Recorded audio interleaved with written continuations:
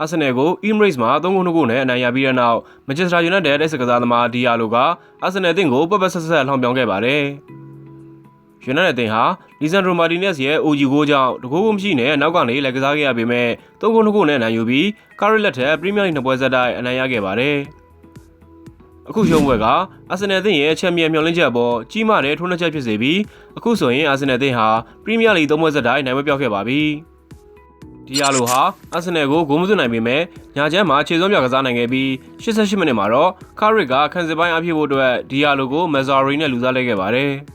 ။ပွဲမတိုင်ခင်အာဆင်နယ်ပြည်သက်တို့က United ကို၄ဂိုးပြတ်အနိုင်ရမယ်လို့ခန့်မှန်းခဲ့ပြီးအဲ့ဒါကိုဒီယာလိုကလှောင်ပြောင်တဲ့အနေနဲ့ပျော်ရွှင်ပါစေကောင်းလေး Enjoy Kid လို့တုံ့ပြန်ခဲ့ပါတယ်။အဲ့ဒီအာဆင်နယ်ပြည်သက်က Twitter မှာပွဲမဖြစ်ချင်တာကြောင့်သူ့ကို tweet ထပ်မလုပ်ဖို့ဒီယာလိုကိုသတိပေးခဲ့ပေမဲ့ဒီယာလိုက